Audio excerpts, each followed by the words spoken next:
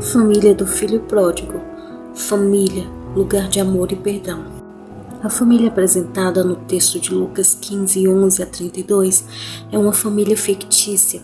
Trata-se de uma parábola contada por Jesus para ilustrar o amor de Deus pelo pecador arrependido e para denunciar a atitude dos escribas e fariseus que murmuravam pelo fato de Jesus receber pecadores e comer com eles. Embora seja uma família fictícia, na verdade ela trata muito do que se vê nas famílias hoje. Além disso, apresenta exemplos de atitudes que, colocadas em prática, certamente muito contribuirão para fazer as nossas famílias mais saudáveis, estáveis e felizes. A partir da atitude dos personagens dessa história contada por Jesus, podemos tirar as seguintes lições. 1. Na vida familiar, muitas vezes, procedemos injustamente. Isso acontece quando há, por exemplo, a exigência das coisas indevidas. O filho mais moço disse ao pai: "Pai, dá-me a parte dos bens que me cabe." Normalmente os bens eram repartidos após a morte do pai. Portanto, aquele filho fez uma exigência indevida. Muitos filhos hoje exigem dos pais coisas que não estão ao seu alcance, querendo viver um padrão de vida semelhante ao dos colegas. Muitas vezes acabam sacrificando os pais e colocando-os em dificuldade. Há filhos que são verdadeiros pesos mortos, só exigem dos pais. Alguns, em muito pouco tempo, conseguem colocar fora tudo que os pais juntaram durante muitos anos de trabalho. Os filhos não podem exigir dos pais tudo o que desejam. Muitos pais têm estragado os filhos por não impor limites às suas exigências. Em alguns casos, os próprios cônjuges cometem a injustiça de exigir um do outro coisas indevidas ou fora do alcance. O desprezo pela família. Aquele jovem desajuizado, ajuntando tudo o que era seu, partiu para uma terra distante e lá dissipou todos os seus bens, vivendo dissolutamente. Com essa atitude, desprezou e desonrou sua família. Após gastar todos os seus recursos, viu-se obrigado a cuidar de porcos a fim de sobreviver. Chegou numa situação tão deplorável que desejava fartar-se da comida que os porcos comiam, mas ninguém lhe dava nada. Infelizmente, esse não é o único que trocou sua família por porcos. Ainda hoje, há muitos que têm abandonado a família, indo atrás dos prazeres desta vida, sujeitando-se a viver uma vida completamente miserável. São cônjuges que abandonam a família por causa de alguma aventura irresponsável, filhos que trocam o aconchego e a segurança e os valores da família, do seu lar, pelas más companhias. Quando isso acontece, a família é desprezada. O seu nome é lançado na lama e tais pessoas acabam experimentando muita dor e sofrimento. E o pior é que muitas vezes esse se torna um caminho sem volta. A negação do perdão. Para o jovem citado na parábola, houve oportunidade de arrependimento e mudança de vida. Ele reconheceu sua miserável condição e se pôs a voltar e a se humilhar. Encontrou o pai de braços abertos para recebê-lo, porém não teve do irmão a mesma acolhida. O irmão mais velho não se dispôs a perdoá-lo e se indignou e não queria entrar. Não conseguia mais se dirigir ao outro como a um irmão.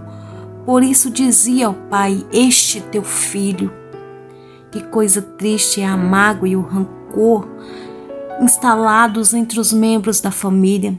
É lamentável quando os cônjuges já não conseguem mais se referir um ao outro dizendo "minha querida esposa", "meu querido esposo", "querido", "querida", "filha", "querido pai", "querida mãe", "querido irmão" ou irmã.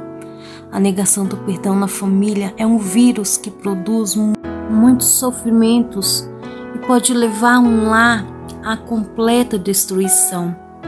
2. Na vida familiar devemos demonstrar interesse na solução dos problemas. Esse interesse pode ser demonstrado nas seguintes atitudes: reconhecer os próprios erros e revelar disposição para mudar. Nenhum membro da família está livre de cometer falhas. Somos humanos e, infelizmente, erramos. Entretanto, devemos cuidar para que os erros sejam evitados. E quando errarmos, devemos ter a humildade de reconhecer e mudar de atitude. Na família, é comum tentar achar culpado, se transferir responsabilidades, tal como fizeram Adão e Eva quando pecaram. Mas é preciso cada um reconhecer os próprios erros, como fez o filho pródigo. Quando agimos assim, a solução dos problemas fica mais fácil. Oferecer apoio aos familiares que desejam se corrigir. Se, de um lado, vemos nessa parábola o pai recebendo de braços abertos o filho, acreditando em sua restauração, de outro lado vemos o irmão mais velho revelando total indisposição em perdoar o irmão arrependido. Se dependesse dele, o seu irmão não teria voltado. Ele já o havia arriscado de sua vida. Não podemos ter um coração tão duro assim, negando perdão e apoio a algum familiar que queira se redimir. Em algumas famílias, parece que o desejo de vingança ou a indiferença se torna maior do que o interesse da solução do problema. Como cristão, não podemos agir assim. A orientação da palavra de Deus não pode ser ignorada. O exemplo da reconciliação de Jacó com seu irmão Esaú é profundamente inspirador para as famílias que enfrentam problemas de relacionamento. Também o perdão de José aos seus irmãos é um maravilhoso exemplo para as famílias que conservam inimizades. 3. Na família é preciso exercitar o amor e perdão. Eis algumas razões pelas quais o amor e o perdão não podem faltar na família. O amor não guarda ressentimentos. Diz o texto que vinha ele ainda de longe quando seu pai o avistou e, compadecido, correndo, o abraçou e beijou. Apesar do que o filho fizera, o coração do pai estava livre de ressentimento. Ele era um pai amoroso. Quando há amor na família, os ressentimentos são eliminados. O amor valoriza gestos e atitudes. É significativa a maneira como o pai recebeu o filho. Ele não se exasperou, não disse ao filho algumas verdades que com razão poderia ter dito. Ele o abraçou e beijou. Os membros da família precisam aprender a valorizar as atitudes e gestos como esse. Há momentos em que lembrar certas coisas do passado em nada ajuda. E abraçar e beijar os membros da família são gestos muito especiais que precisam ser exercitados. Em muitas famílias, há constrangimento em se fazer isso, mas é uma pena. Devemos ser mais calorosos para com os nossos entes queridos. O texto diz ainda que o pai ordenou: trazei depressa a melhor roupa, vestiu, pondo-lhe um anel no dedo e sandália nos pés. Trazei também, matai novilho cevado, comamos e regozijemo-nos. Conforme nota da Bíblia de Estudo Almeida, o pai lhe restituiu os símbolos de condições de filho, o anel, sinal de autoridade, e a sandália, sinal de homem livre, porque os escravos andavam descalços. Na vida em família, devemos expressar gestos e atitudes que honrem uns aos outros. Os acontecimentos e datas especiais devem ser celebrados com a alegria e a participação de todos. O amor sempre busca a conciliação.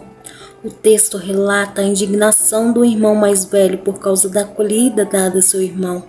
Infelizmente, esse não é um caso isolado de ciúme entre irmãos, mas tão logo percebeu o clima instalado, o pai se apressou em contornar a situação, buscando a conciliação entre os irmãos. O amor age com ponderação e equilíbrio, buscando sempre a promover o perdão e a conciliação. Não há na família situação demasiadamente difícil que o amor não possa resolver, pois o amor é o vínculo da perfeição. Cada um de nós é responsável por promover o amor e o perdão em nossa família. Se você tem algum problema de relacionamento com membros de sua família, ore a Deus, peça sabedoria para procurar a pessoa e tentar solucionar o problema. Se preferir, envie uma mensagem à pessoa manifestando o seu desejo de pôr um fim naquela questão.